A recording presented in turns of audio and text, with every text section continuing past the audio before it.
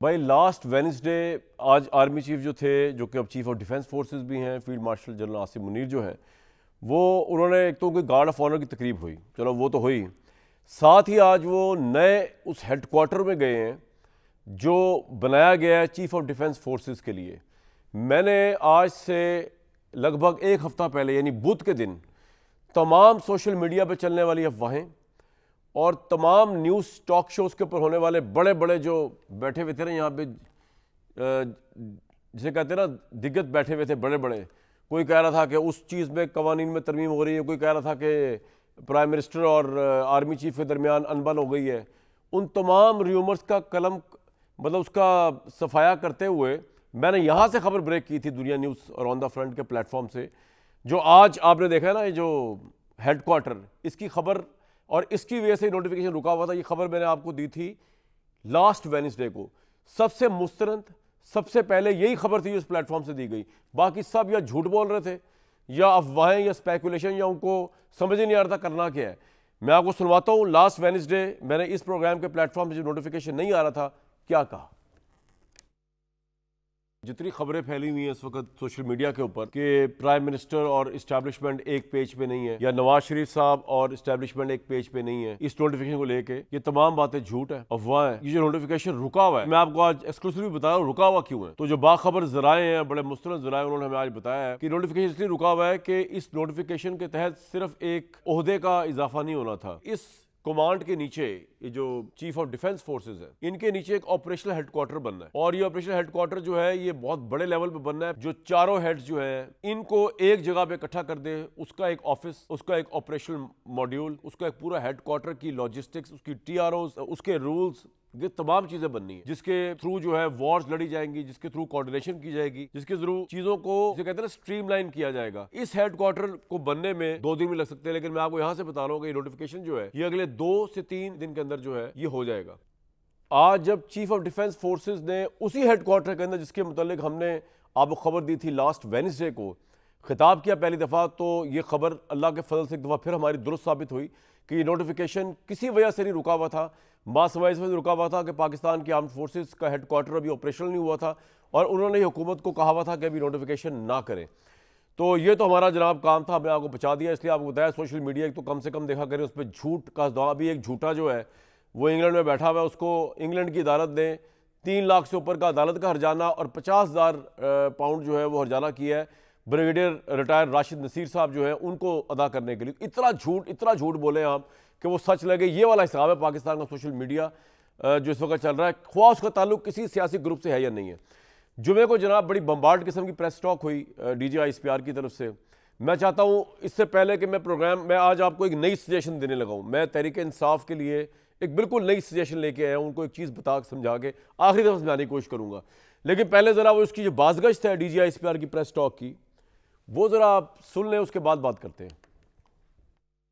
One delusional person जो कि captive है अपनी जात का, जिसके नजदीक उसकी जात और उसकी ख्वाहिशात रियासत पाकिस्तान से बढ़कर है और उसकी फ्रस्ट्रेशन इस हद तक बढ़ चुकी है कि वो समझता है कि मैं नहीं तो कुछ भी नहीं। अब सियासत खत्म हो चुकी है, अब उसका जो बयानिया है वो पाकिस्तान की नेशनल सिक्योरिटी को थ्रेट बन चुका है। ये जो इंडियन मीडिया, अफगान मीडिया ये जो चला रहा है, ये कोई फ्री लंच है? ये कलूजन है कि हम इधर से बयानिया बनाएंगे, आप इसको उठाएंगे, क्योंकि आपका और हमारा मकसद एक है, हमारा दुश्मन एक है, पाकिस्तान की अफवाज, उसकी लीडरशिप। एक शख्स कहता है कि मेरी पार्टी का जो शख्स पाकिस्तान की अफवाज के नेशनल डिफेंस यूनिवर्सिटी में गया है वो गद्दार है, वो मीर जाफर और मीर सादिक से मुमासलत दे रहा है। वो तुम हो कौन? तुम क्या पैगाम देना चाह रहे हो इस मुल्क को? ये जो ज़हनी मर्ज है, इसकी बीमारी के सिम्टम्स आपने पहले भी देखे थे, 9 मई नहीं देखा था आपने? तो ये ज़हनी मरीज की मंतक के मुताबिक तो 6 और 7 मई को रात को जब हिंदुस्तान ने हमला किया तो ये ज़हनी मरीज होता तो ये तो कशकोल लेके बातचीत के लिए चल पड़ता। इस बात की इजाजत नहीं दी जा सकती कि इस बयानियों को चलाया जाए और इसकी सहूलत कारी की जाए। इनके लिए मैं यही कहूँगा कि बार्किंग जो कुत्ता भौंक रहा होता है ना,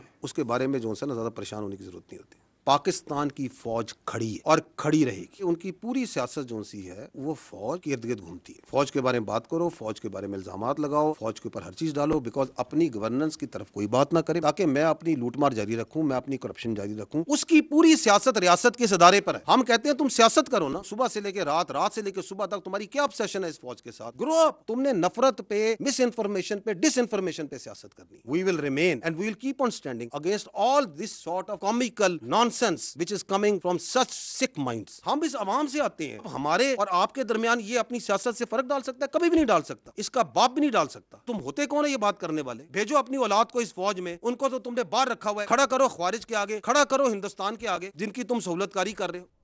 भाई एक तो इससे पहले मैं इस पे आऊँ, मैं दोबारा आपको बताता हूँ, ये जो अभी जो इंग्लैंड में यूट्यूबर बैठा हुआ है जिसको ये 50,000 pound brigadier retired Rashid Naseer साहब को पे करना है इसने, आप यकीन करें यहाँ पर जितने इल्ज़ामात लगाए गए, जिसने भी लगाए, हम जानते हैं किसने लगाए, जनरल फैसल नसीर के ऊपर, जनरल नदीम अंजुम के ऊपर, अपना इसके अलावा जनरल ये ब्रिगेडियर रिटायर्ड जो राशिद हैं इनके ऊपर भी, जनरल बाजवा के ऊपर, जनरल आसिम मुनीर के ऊपर, अब तो फील्ड मार्शल हैं वो।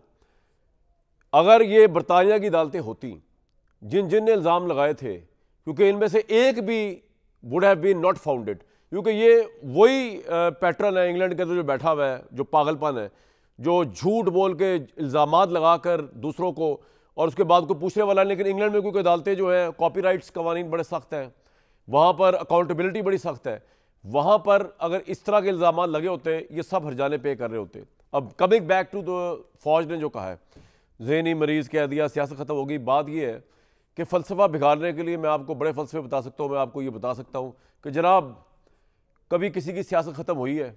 पाकिस्तान की 74 साल तारीख़ में फातिमा जिन्ना से लेकर जुल्फ़िकार अली भुट्टो से लेकर नवाज शरीफ साहब तक सबको गद्दार कहा गया, उनकी सियासत तो ख़त्म नहीं हुई। लेकिन मेरे भाइयों बात ये है कि एक बात तो है, फ़लसफ़े को रखें साइड पे, इनको जब जब ये रियासत ने कहा, जब जब इस्टेब्लिशमेंट ने ये कहा इनको, ख्वाह वो जुल्फ़िकार अली भुट्टो साहब थे, वो फातिमा जिन्ना साहिबा थी, वो बेनज़ीर भुट्टो साहिबा थी, वो नवाज शरीफ साहब थे, या अब इमरान खान साहब हैं, इन सब की सियासत उस वक़्त के लिए ख़त्म हो गई। और वो तब तक ख़त्म रही जब तक कि जिस इस्टेब्लिशमेंट ने इनका नाद का पानी बंद नहीं किया था, वो या तो चली नहीं गई या रिटायर नहीं हो गई। जनरल ज़िया उल हक जब तक विराजमान रहे, बड़ी तहरीकें चलाई सहाफ़ियों ने और जमहूरियत पसंदों ने, MRD ARD पता नहीं केड़ी RD, कुछ नहीं हुआ। वो इस दुनिया से गए, तभी बेनज़ीर भुट्टो साहिबा जो हैं वो इलेक्शन में जीत सकी। परवेज़ मुशर्रफ साहब को आप देख लें, जब तक वो रहे पावर के अंदर, उनकी गिरफ्त रही और अंदर से कियानी साहब नहीं उभरे और वो इफ्तिखार चौधरी मूवमेंट टाइप नहीं चली। बेनज़ीर साहब और नवाज शरीफ साहब बाहर ही रहे, 10-10 साल 12-12 साल, वापस नहीं आ सके।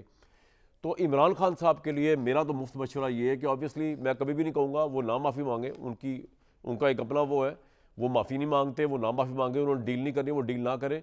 लेकिन मेरा ख्याल से थोड़ी देर के लिए सियासत से ब्रेक ले लें, क्योंकि अब मुलाकात, मैं ये नहीं कह रहा कि मैंने करवाया कि मेरे भी सारे चढ़ जाएँ, ये हो रहा है, ये सामने नज़र आ रहा है। जो 2.5 साल से कह रहा था वो आज हो रहा है, उसका क्लाइमेक्स पॉइंट आ गया, बॉइलिंग पॉइंट से भी ऊपर चली गई ये बात। मुलाकातें बंद, ट्विटर बंद, बयानात बंद, पार्टी के 130 से ऊपर बंदों का नाम ECL के अंदर, फवाद चौधरी साहब इसमें शामिल है, तो गरीब मासूम बंदे हैं, कसूरी कोई नहीं फिलहाल, वो तो वैसे ही अलग हुआ, वो भी बंद, वो भी ECL में। अपोजिशन लीडर फारिग, सेनेट से फारिग, कौमी असम्बली से फारिग, पंजाब असम्बली से फारिग।